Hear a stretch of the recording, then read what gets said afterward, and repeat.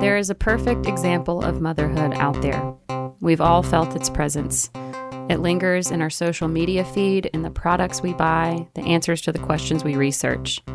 Even though we know it's not real, we feel it spotlight what we could be doing better. Join two best friends as they step off the stage of motherhood and go behind the scenes with moms from different walks of life. The Momcult Podcast. Real moms, real talk, real tired.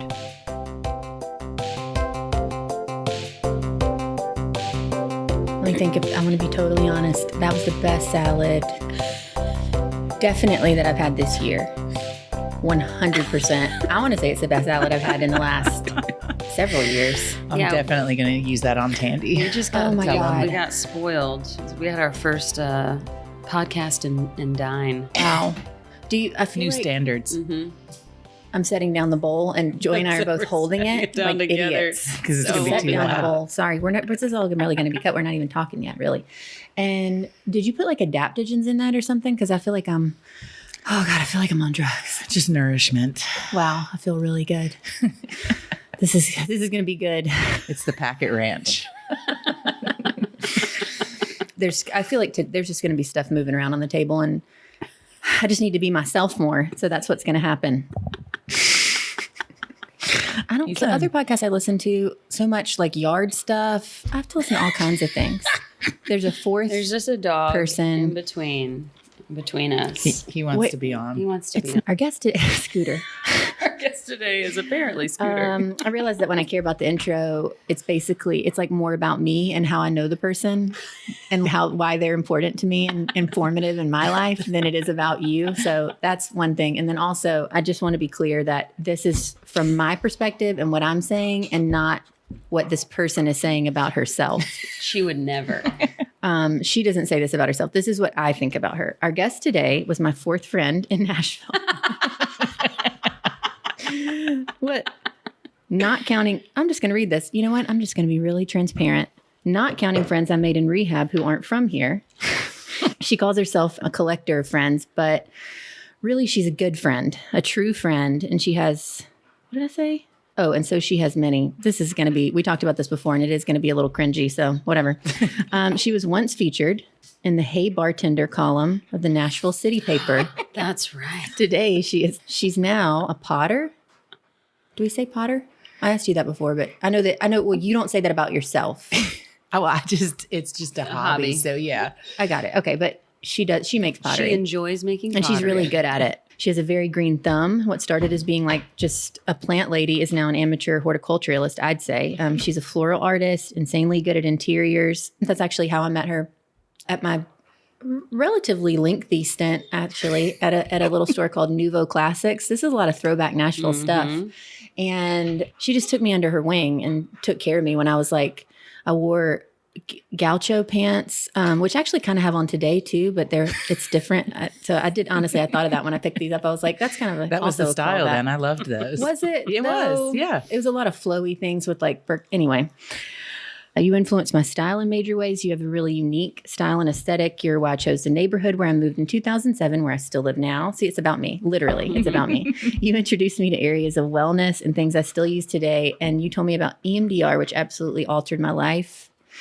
And the point is that you help people that you know. She's just like the best at that. Really good at like sharing information. And anyway, she breathes like a dog.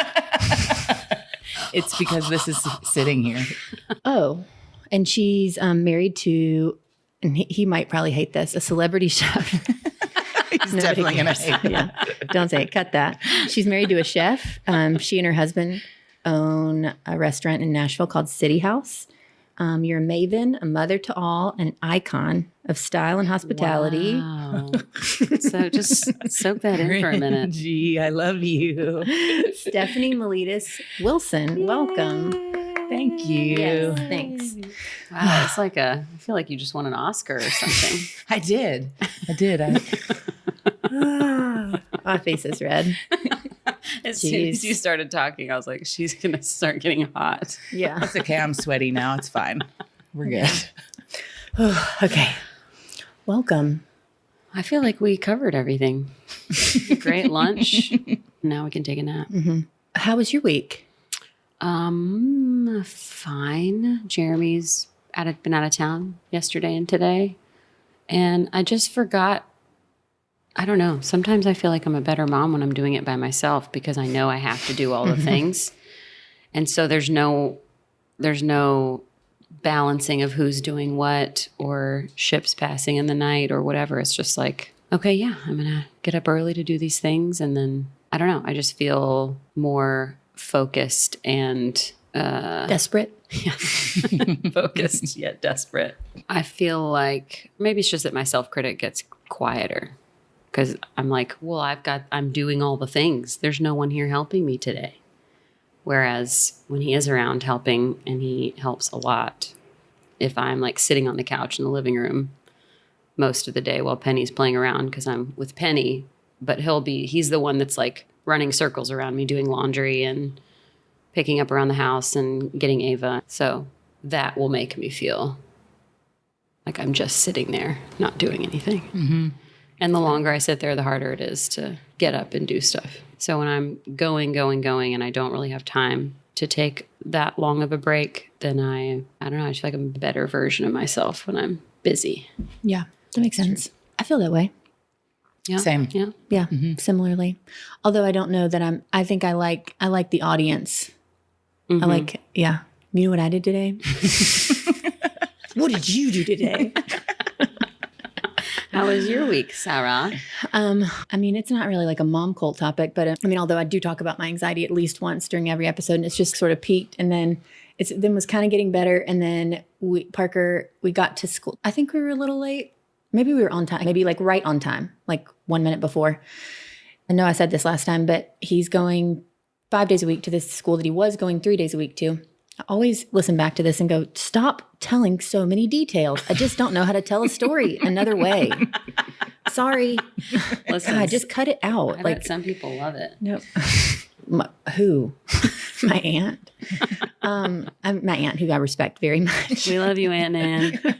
She's the one you're talking about, right? She's the only one I know. Yes. Okay. Yeah. Anyway, sorry. Okay. We got to school. He's struggling to get out of the car when it's the like kids that he's doesn't know yet because it's different kids on Tuesday, Thursday. And my phone kept playing like the stupid show that I'd been letting him watch till like 7 minutes before we got there. And it would not stop. And I kept he was kind of freaking out and I was trying to manage him and kept like pressing the power button to turn it off. Finally, I just threw it in my car. And he went up and it was not that terrible, but it just felt, those intense moments when you're like trying to handle something and try to be chill and he needs you to be chill. Anyway, I pulled out of the gate and looked at my phone and I had done that thing where you like call the police and every emergency contact on your list, like the SOS. So then that's a whole, thing. Joy was the only person, by the way, who called me from the 6 people on my list, all the rest of which share my DNA except Eric. And it was like super early. It's like, anyway, Joy was the only one that called. So thank you. You're welcome. That's why we're here today. It was a 50-50. I was like, surely this is not a because thing. It showed where you were. Right. And I could tell that you were in the middle of nowhere. Mm-hmm. And I was like, well, that's either where the school is or she's been like taken to the woods. So like I texted back everybody who that calls and thought I'd handled it. And then I also texted 911 because like they said they had sent me a text. Apparently they do that. And they were like, are you okay? And anyway, and it seemed like it was fine. They were like, thanks for letting us know. And then I sent a message to the school saying like, oh, this happened, but I'm sure they said it was fine. Like it probably won't be a thing. And then they responded, yes, the police did come. Oh. And it is like a pretty big place. And they sometimes just like are way off in the woods playing. And I don't know what that looked like, but I just kind of stressed about it all day. Like, what did that look like? And did they say my name? Right. I'm sure they did. The kids freak out that the cops showed up. It's so disruptive and it's like, okay. Maybe they all just thought it was cool. Well, I asked Parker and he said he did see the police, but he didn't really have much else to say. And he also did say it was a bad day, but he would never tell me why. But he sometimes just says that. But he does seem to be honest about it. Yesterday he said it was a good day. Anyway, that's it. Well, I mean, I had like a funny interaction with the like the lady afterwards, and she was like, "You keep it interesting," and I was like, yeah, "Thanks." That's It's not really true. interesting living it, but thank you. I mean, I guess it is. I'm glad I'm entertained. can be entertaining for you. Yeah. Anyway, how was your week, Stephanie? Well, we've been dealing with strep throat since January. Oh, I'm glad we're here. Yeah, I know. They're on antibiotics. So That's why she gave us lunch. yeah. She Take felt- this home to your kids. Yeah, Reparations. have some lunch and some strep. Cricket's been on she's been on 2 different antibiotics since January, and neither have worked apparently. So the next step is like ENT, I guess. But her tonsils, I don't know. That's just been ruling our house. Home from school, back at school, complaining about throat hurting. Tandy got it. It's just been like insane. By the way, I just talked about myself and about you, and I didn't Oh yeah, tell the people about say how many children you have. 2 kids. Yeah. 2 kids. Tandy is 9, almost 10 at the end of April. And then Cricket, who is 4 and quite a little girl, quite a crazy girl. She's so cute. She's tiny. Super cute, super spunky, and just also told me this morning, I said, "How come you're not listening to me anymore? You're not cooperating like you used to." And she said, "Well, Mom, because I want to listen to myself." And I was like, "That's Damn good. it. That's what school's teaching you. Great." I have no response to this. No, I mean, it's like what you want, but not at the same time. Yeah. When you're older, honey. Yeah. Not yet. Not right now. Yeah. No. Only in select situations. Yeah. Only when I tell you you can listen to yourself. Otherwise, you're listening to me. Yeah. That's so funny. Let's see. You and Tandy met your husband, Tandy. So that's important to note. Oh, yeah. There's BLT, baby little Tandy, but you call him Tandy now. I call him Tandy or Lil T, or the family calls him T-Bird. There's lots of nicknames. Okay. But husband Tandy is usually his name. Right. And then there's Lil T. Okay. For today, yeah. Well, Lil T. Yeah. Lil T. How long after y'all met did you have Tandy? Let's see, 5 years. Cool. Like, not to the day or anything, but like close. 5 years. 5 long years that I wanted him to come. So finally he got there. That's when I met you. Yeah, when I was you were pregnant. about maybe like 7 or 8 months pregnant. Yeah. For the first time? Yeah.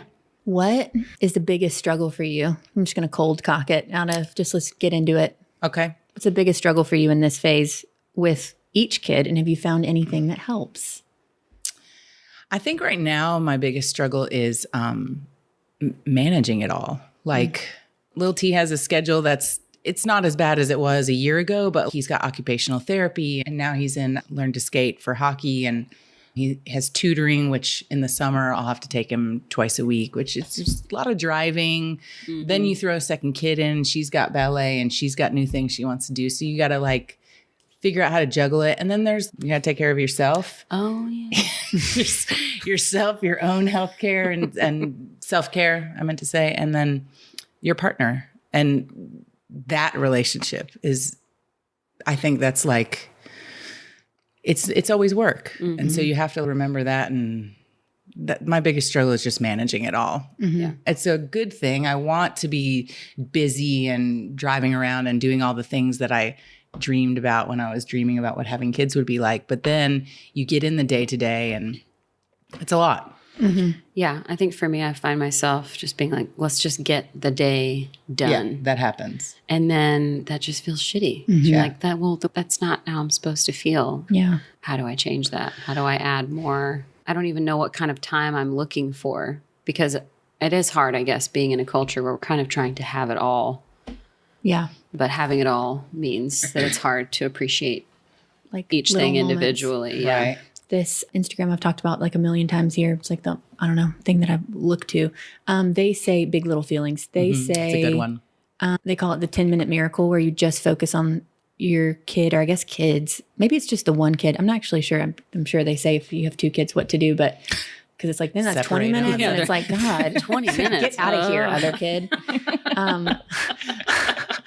Parker, wait, just an aside. Parker says about the kids, their kids name the same things in other classes, and he calls the ones like the new ones fresh Jack.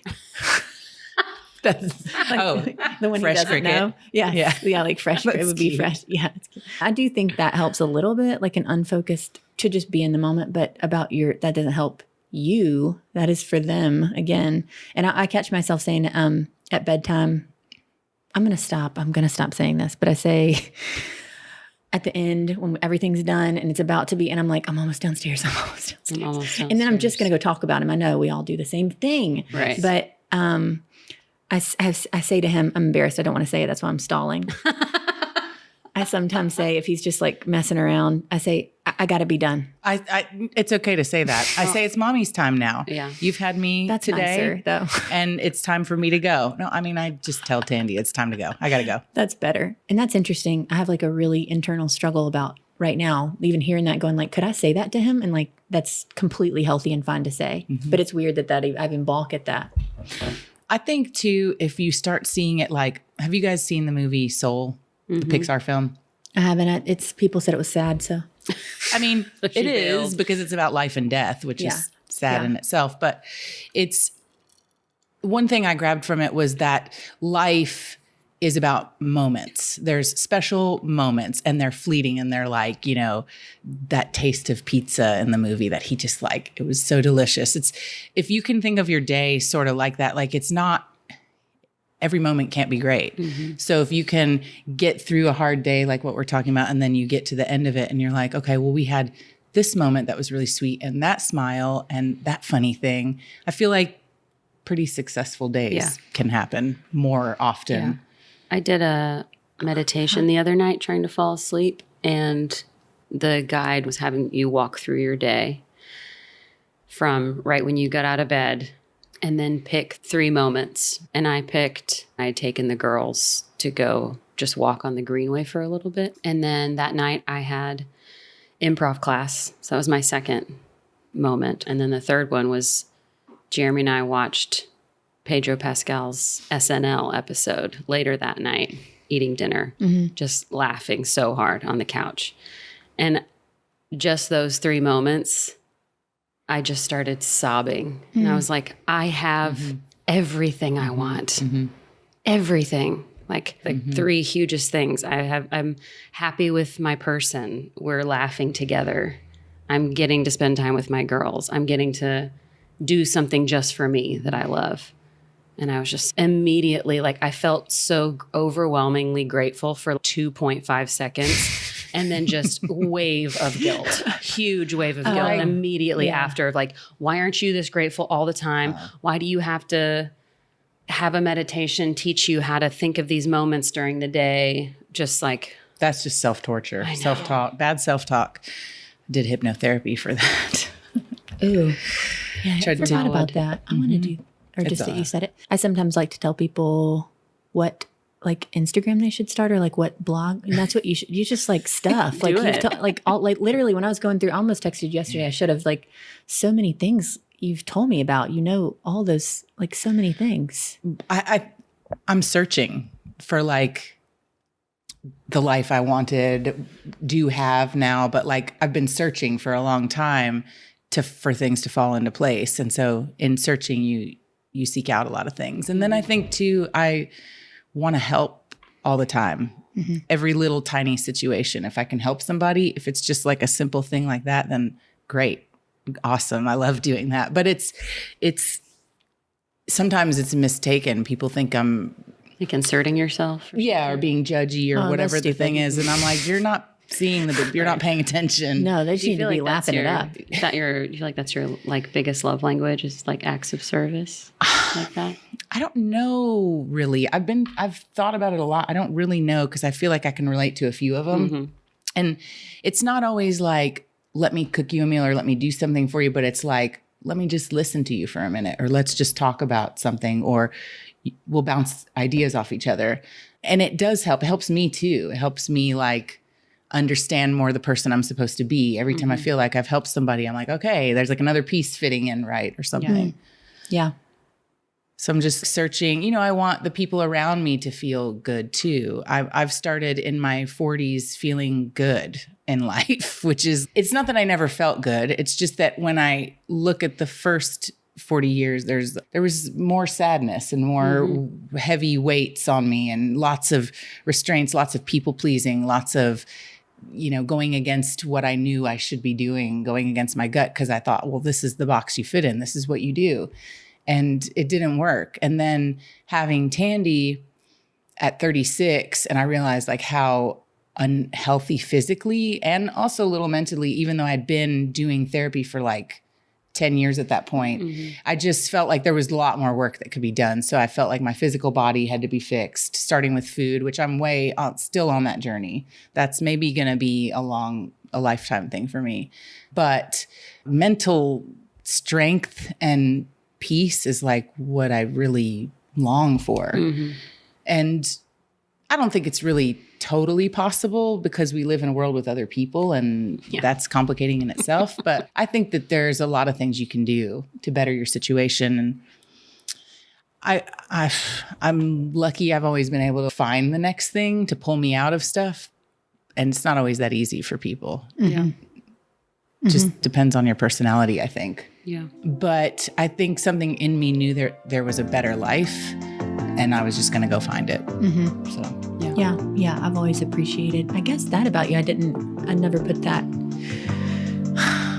Yeah. I just like you. It's good. It's a good show. Psst. Momcult listeners, it's Joy. I'm here to talk to you about Camel Express Car Wash. Do you know why? Because spring has sprung, ladies, and our cars are going to be covered in pollen and all sorts of things. For a limited time, Momcult member, you can get a best car wash at a $25 value, free. Just text Momcult to 30400.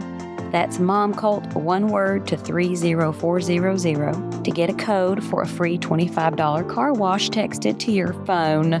Visit camelexpress.com to find your camel today.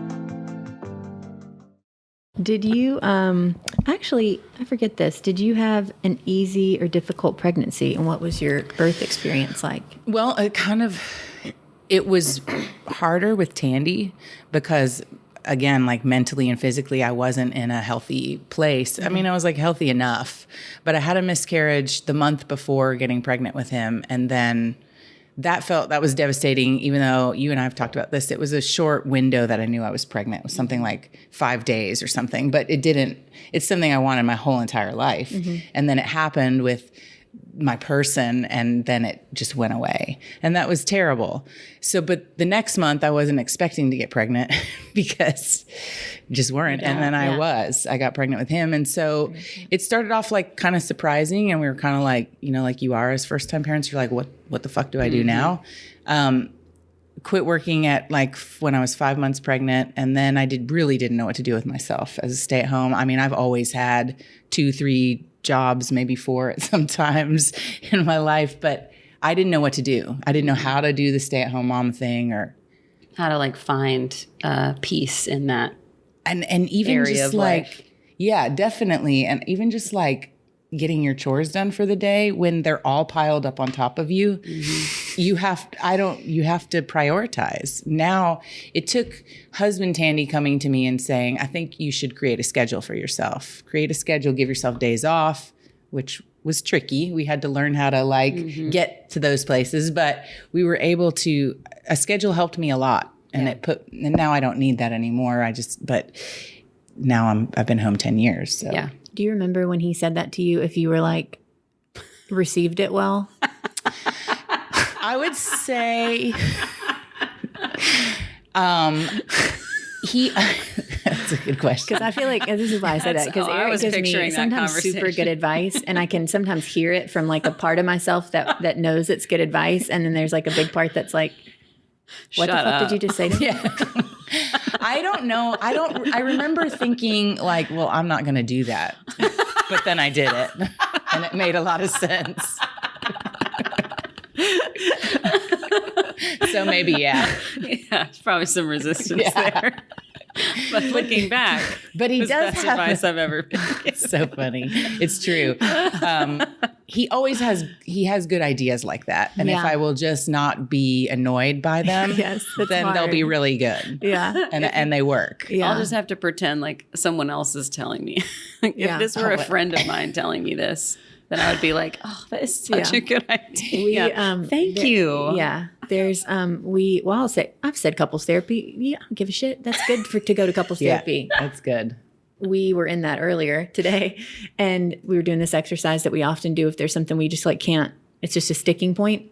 And it's like walks you through the steps. You tell each other your version of the story with all these thick things. The point is that the other part of it is that you have to listen in a way like to, I can see it in my head, validate, empathize, something else, appreciate, whatever. And that is really hard. It's so hard when you're frustrated, and to listen to each other. And I will sometimes not be as blunt as he is. But today he said, it was like the way that you're supposed to listen or whatever. He was like, I just can't. I can't do that. And I was like, now. And he actually, when I heard it then, I was like, I respect you saying that, honestly, because I am thinking that sometimes, like, I don't want to know. How? Literally. Okay, I'll tell you that I'm doing that, but I'm not. Definitely not. Yeah. Anyway. How did we get there? I don't know. You were was the asking question? about pregnancy. So, Thank you. Good. So I went down the road of trying to better my body for a second kid because I knew at least one of us wanted a second kid. Yeah. And so we went round and round about that for a little while. Like, he was always in it. I'll do what you want kind of thing. But there were many talks about it, or fights and things. And we eventually, like, it took us 2 years to get pregnant with Cricket, which I kind of thought, growing up, you think it's so easy to get pregnant. That is not the case. No. And definitely not at 40, which is when I was trying. And so I did get pregnant eventually. We had to do like a test that cleared out my tubes, and they were actually just checking to see what was up, and it worked and so I got pregnant, and then I was so nervous that we were going to miscarry again because it'd been so long since I'd been pregnant, and my friends were miscarrying, but my body was physically in a better place. My mind was. I feel like I had done a lot of hard work that started right after little Tandy was born. But the actual birth part. Yeah, labor was tough. Labor was tough with little T. We had to go in for low fluid. I was there laboring through the night, and then they induced me, and then it ended the next day in an emergency C-section, which ultimately, similar thing happened with Cricket. We were trying for VBAC and waited till 41 and a half weeks, and then it was like, sorry, that's not going to work for you. And that's fine. And honestly, I was really scared of vaginal birth. So I was kind of like, all right, well, I think I got what I maybe secretly wanted. Yeah. You weren't anxious about, I'm sure you were some normal anxious about birth Surgery, in general, but yeah. you weren't like devastated to have a C-section. No, because the truth is, like, the day that I went in for the ultrasound, I was 38 weeks with him, and he hadn't been moving as much. And they were like, excuse me, I'll be right back. I'm like, something's not right. And so I didn't know, first kid. And she said, the doctor's going to probably tell you to come in to the hospital tonight. And at that point, I was freaking out. So didn't matter. Same with Cricket. Same exact thing with Cricket. I really, really wanted it. I really tried for VBAC to have that experience. And then it just wasn't in the cards. And all I wanted was a healthy baby. When she stopped moving the day of the ultrasound, I was like, who cares? Cut her out right now. I don't care. Yeah. It's just like, it's crazy. Childbirth is crazy. And no way is fun. Honestly, no way is fun. I thought about the movies. I thought about all those things I saw as a child, like She's Having a Baby. You guys remember that one? No. Yeah, I did. I watched that. I who's watched in a it? lot of, actually, I'm just realizing I watched a lot of movies about having babies. Did you watch For Keeps? Oh, yes. I watched that a Loved lot. that. Loved Why it. did I watch that so much? Because there weren't a lot of movies to choose from when we were little, and John Hughes was doing all the movies. And Was that For Keeps was John Hughes? Maybe For Keeps wasn't, but She's Having a Ringwald. Baby is. Oh, interesting. Yeah. Huh. Okay. I never saw either. But For Keeps, I feel like I can picture picture what it looks It was like. But I've very only ever dark. watched It was very It makes dark. me sad that I watched. Oh, You God. should watch. What You should is watch She's wrong? Having a Baby. It's a good one. Okay. All right. Is happy? It's real. Okay. Got it.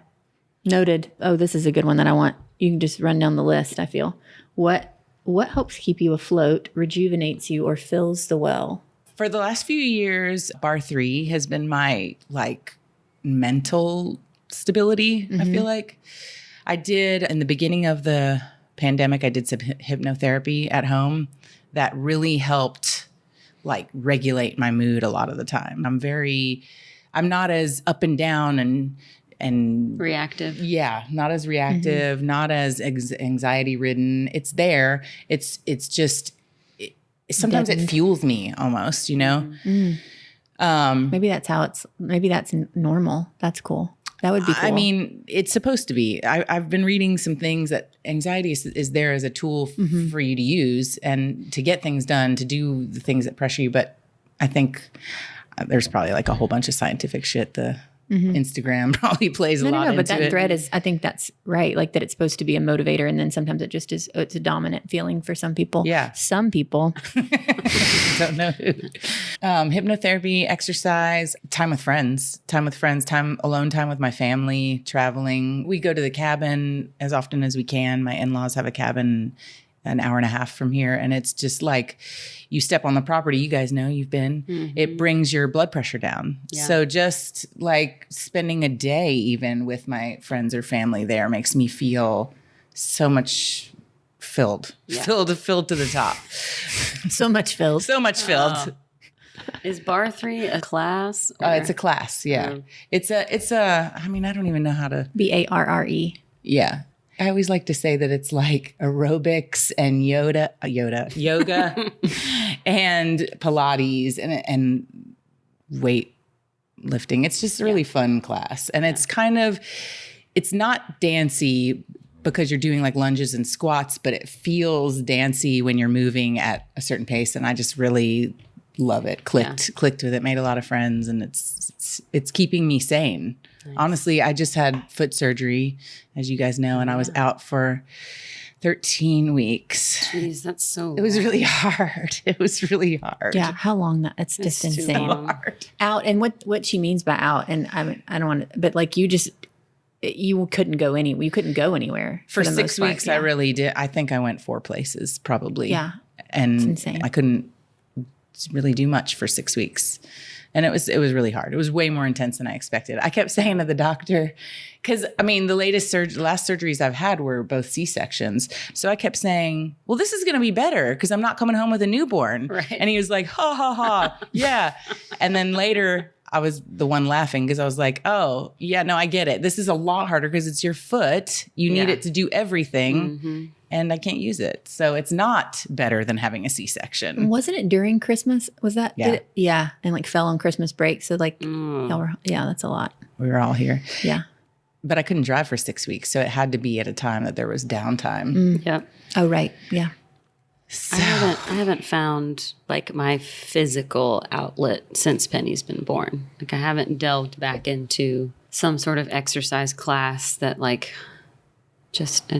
guess I just have bigger, more creative priorities to get rolling. But I know that's coming. I've needed it for a long time. But you also look good. You look very, you look like you work out, which is annoying. I'm just going to talk about the elephant in the room. That's okay. If you're not doing stuff, you look like you are. So it's I accept it because it took me 6 years to lose my baby weight from Ava. It's interesting how that worked. Somebody should study that. How did that happen? I think because I was eating Mexican pizza or Thai food when I was pregnant the first time. You eat really well. That's what it is. You eat really well now. I didn't mean why did it take so long for you to lose the baby weight? God. No, I meant why now did you stay small after a second baby? It's you stay, not small. I'm saying it wrong. Just don't cruise. I'm sorry. I'm saying it. Whatever. She knows what I mean. We've already been canceled.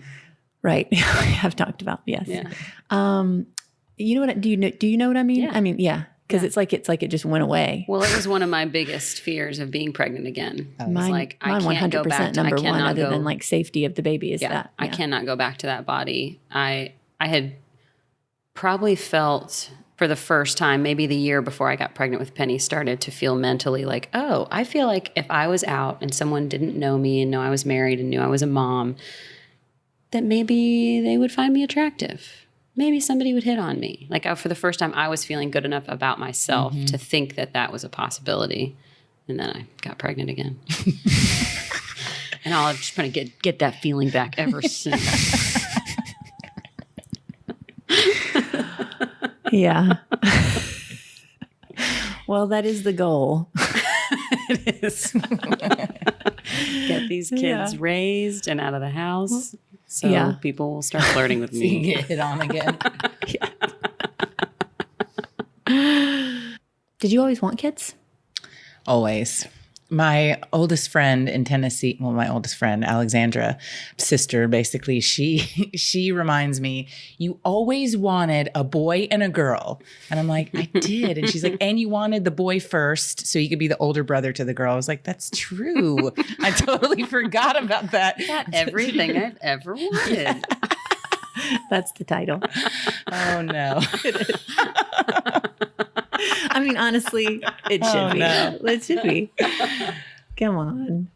But yeah, I did. I always had a very picturesque idea of how it was going to look. Mm-hmm. And I would say, it is. Yeah. I mean, it's like pretty close. I'm looking around your house right now and it's looking pretty nice.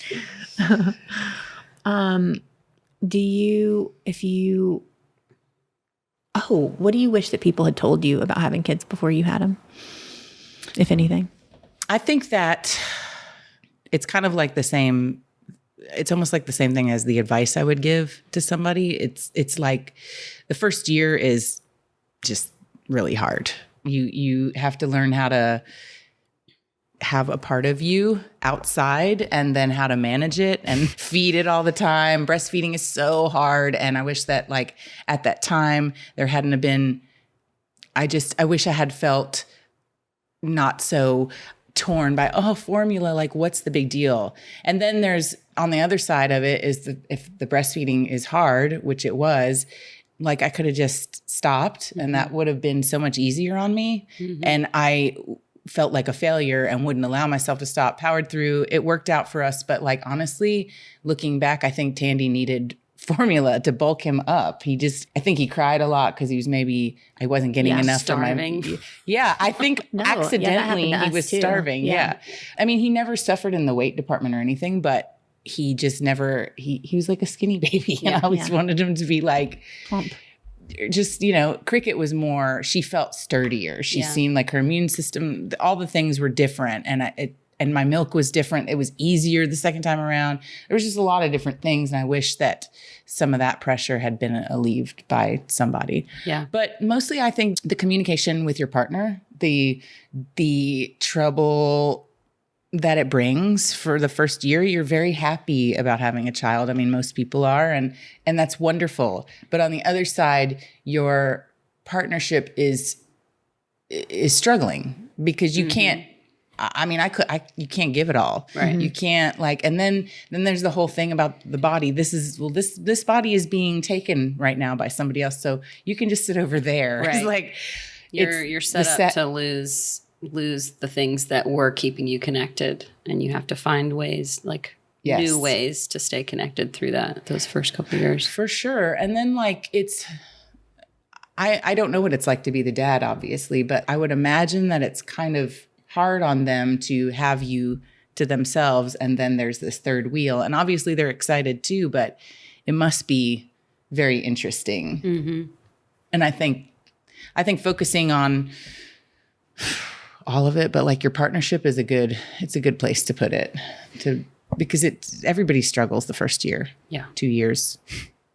Did you, I'm not going into pop culture corner. I just want to make an aside about what you're talking about. Actually, you said you watched Pamela, Love Story. Do you know, Tommy is sort of the representation of what men would do if they were being totally vulnerable, where he's just in fetal position on the ground. I just want my wife back. I mean, I wonder how I would take it on the other side. Yeah. Honestly, I sometimes wonder if that would push me away, if I would be the person to be pushed away. But who knows? It's just hard, and you find your ways to cope. We ended up in marriage counseling, which was fantastic for us, and gave us tools to get through all the other things we were about to hit. Right.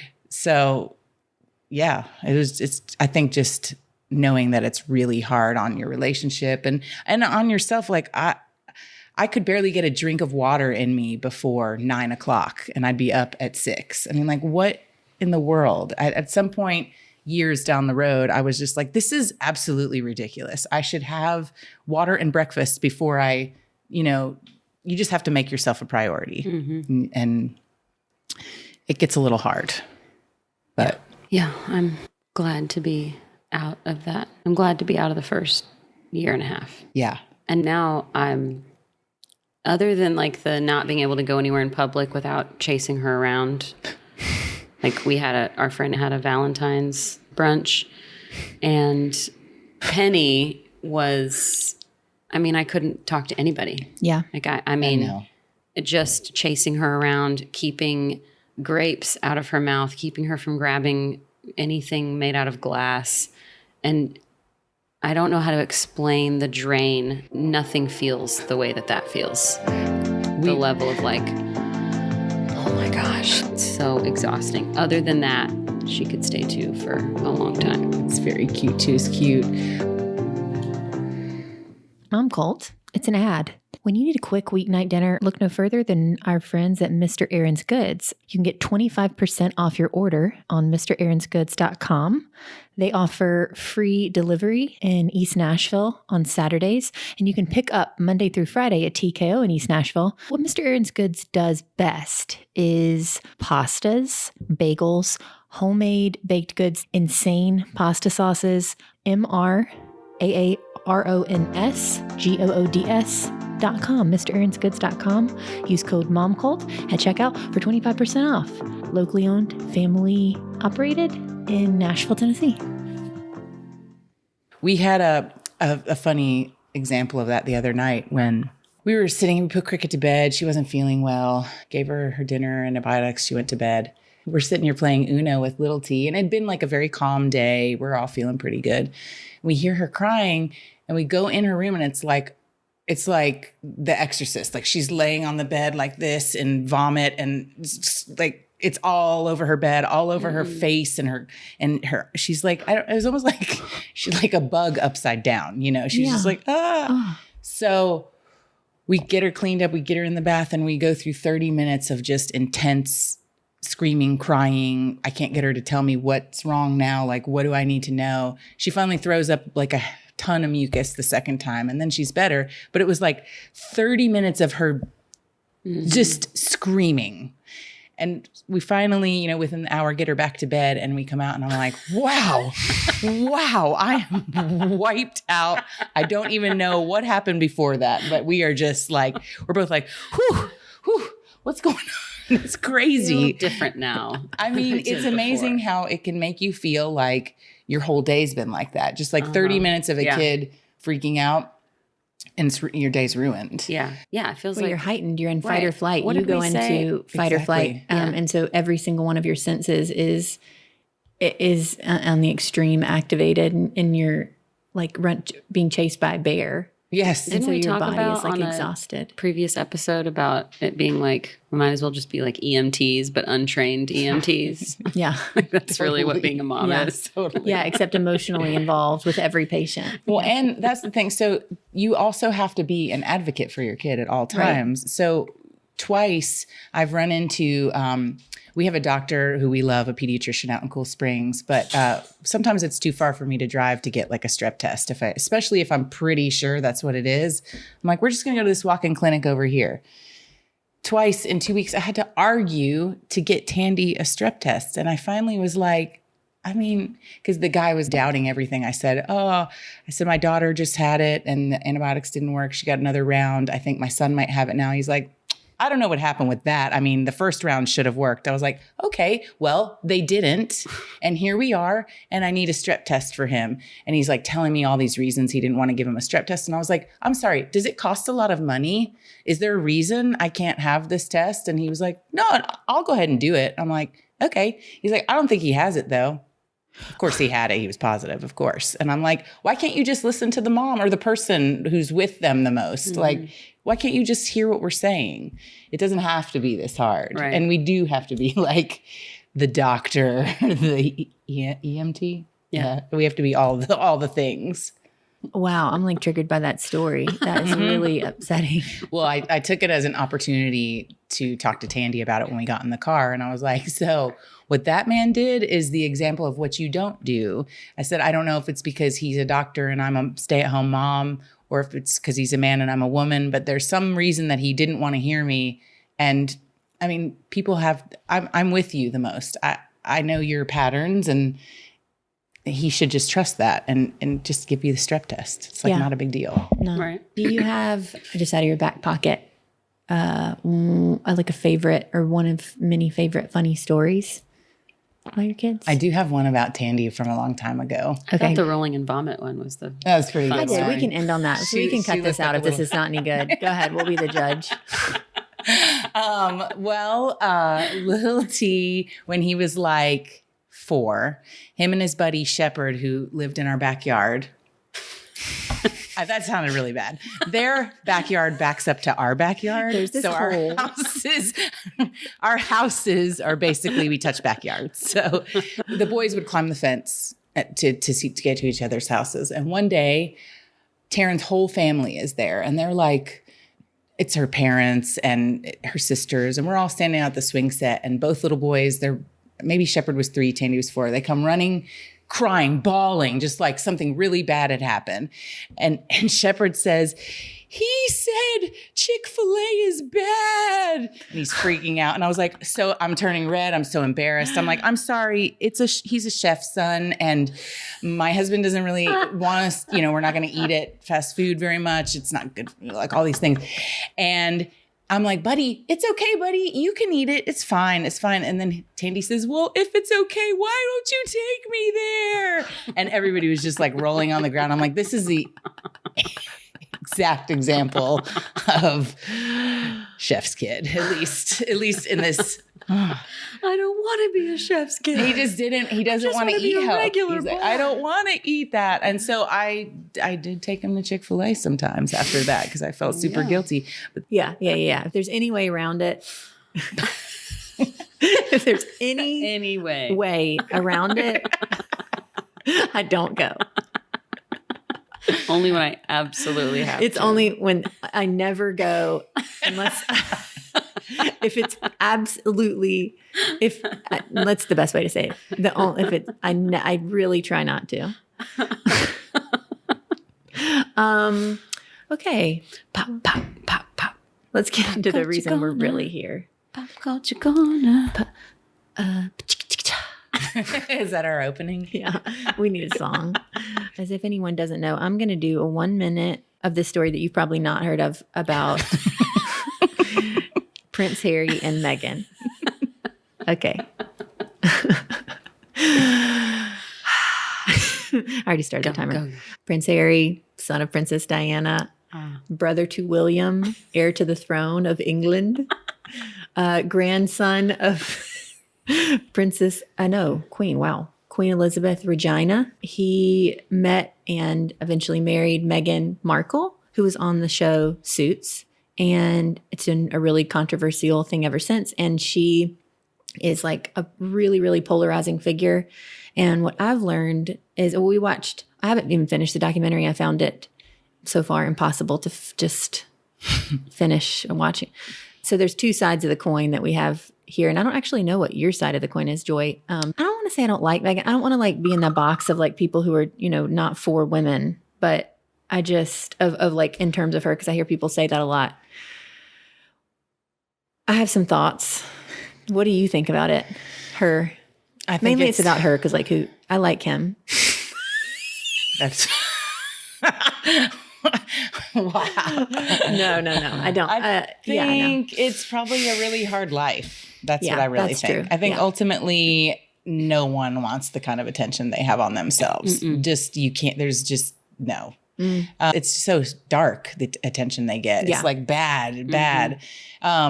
I think it's fucked up because, the guy was born into this and then he finally finds somebody that makes him feel like home and they want to do to him what they did to Charles and just take it away. Like Charles, as we have learned in The Crown, which is a very important show. It's like my favorite show. It is so good.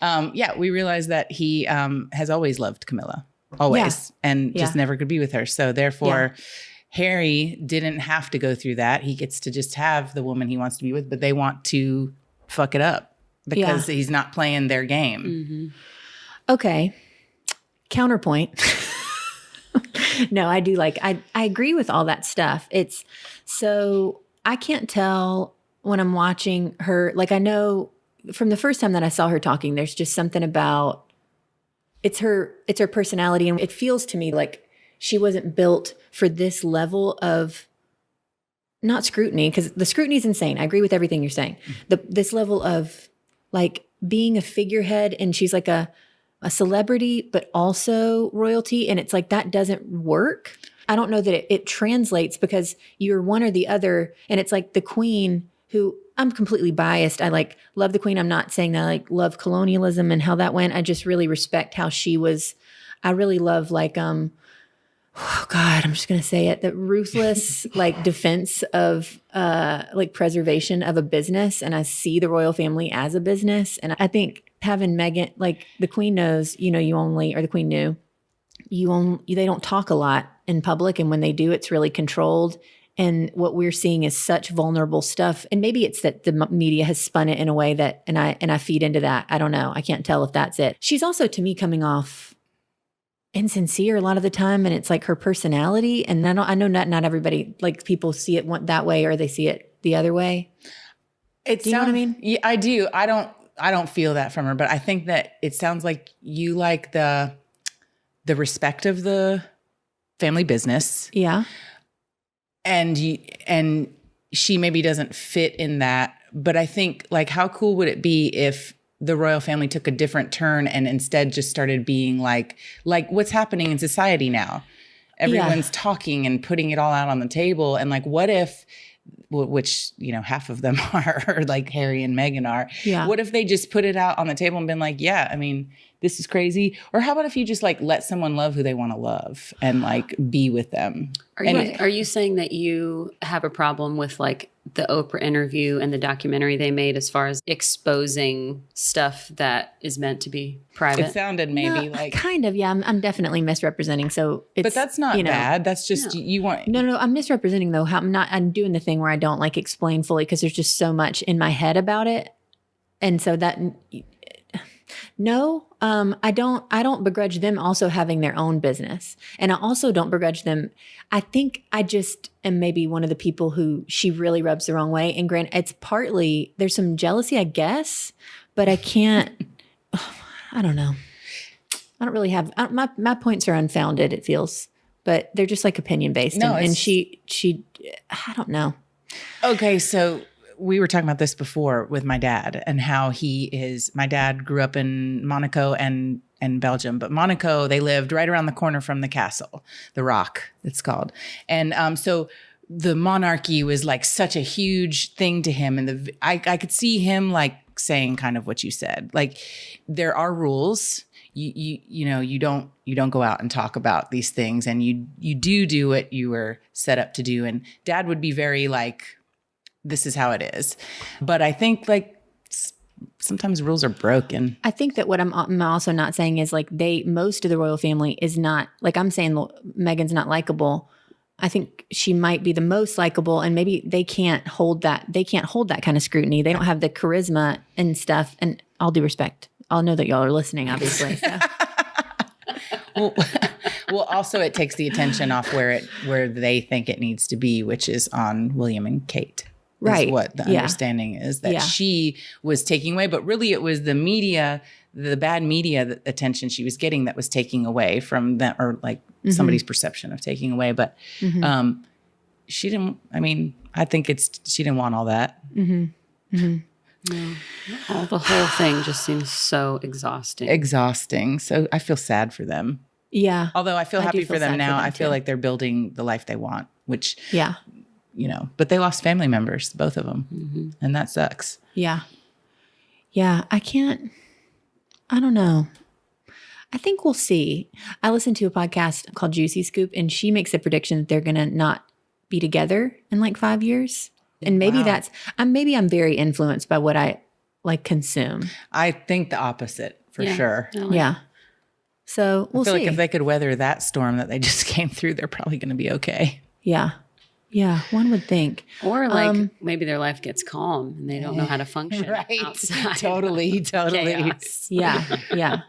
Maybe that. Yeah. I'm interested to see, because what do you do after this? But anyway, well, I don't love how I represented myself in that. I don't think. You did fine. She wasn't expecting to be 2 against 1. No, I knew that you weren't into it, but I like have really strong feelings, but I don't know that my arguments are really founded. They're more like instinctual. Okay, I don't need to break down what I said wrong. Can we talk for a second about Pamela in case we have to cut that? I need to listen to it.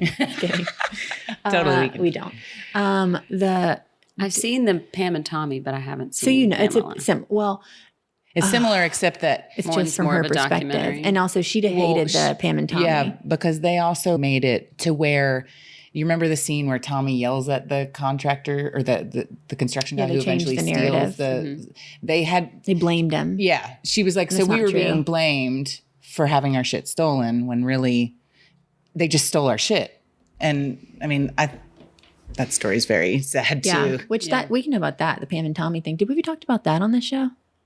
I love that I too think we so did. much. But I love her. I'm a Pam fan, Yeah, big time, big fan, and she does not like Pam and Tommy. Although it was really good, I thought. It was very good. Yeah. So just Who does forget not that like Pam? Pam. She doesn't. She does not like it. Got it.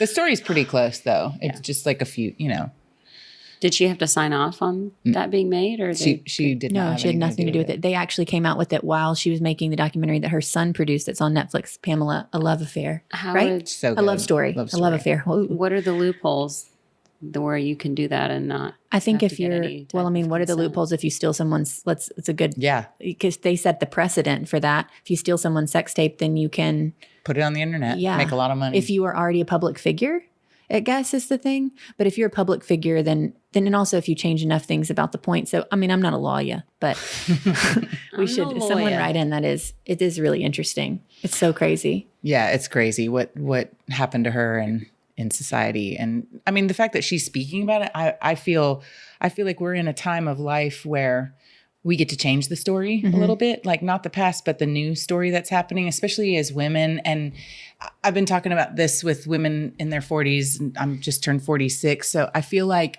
what used to be well, you're getting old, you're washed up, whatever, is now we're all changing the way that looks. And we're like, that's not a thing. And I feel like stories like hers coming out and telling us, because before, I have to say, when I was younger, 100%, I was same. 20 something when that happened. And I was like, oh, they just put their sex tape on the, Totally. I totally thought it was a scam or whatever. And I thought like, oh, well, she was already naked. Like the things that people say and then hearing how it felt for her, it's just mind blowing. I'm sad that I ever felt the way I did, but it's also because that's what the media was showing us. Now we're hearing true stories and we're understanding it, and that's special. I think that's really something, using our voices. She says like she suffered some abuse when she was younger. And then when she had a really incredibly positive experience at Playboy. Yeah. And when she, like the first shoot, within the first hour, she felt like she just broke something open and all this like, That was pain cool, and I stuff thought. that she was carrying around forever. She was free from it all of a sudden, just like by taking back her own power through those pictures.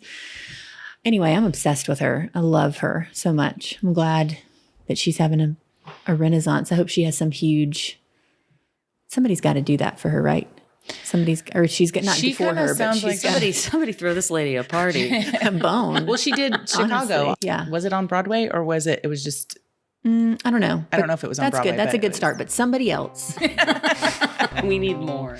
Yeah. Well, Thank you, thanks, Stephanie. Steph. Yeah. It was good to see It was you. good to see you guys. Thanks for the salad. We'll post that Ranch. recipe. Yeah, Sarah's going to be living off that I'm salad. going to go get groceries right now and go make that exact same thing for dinner. It's going to not be nearly as No, good. that's 100% correct. Yes. You can follow us at Momcult Podcast. You can follow Joy at Tiffica, Tiffica. And you can follow me at Sarah Parker Massey. And like or something. Star us on podcast app. Only if it's 5 stars. Otherwise, don't. But do that. Okay, thanks for listening. Thanks, guys. Bye. Bye.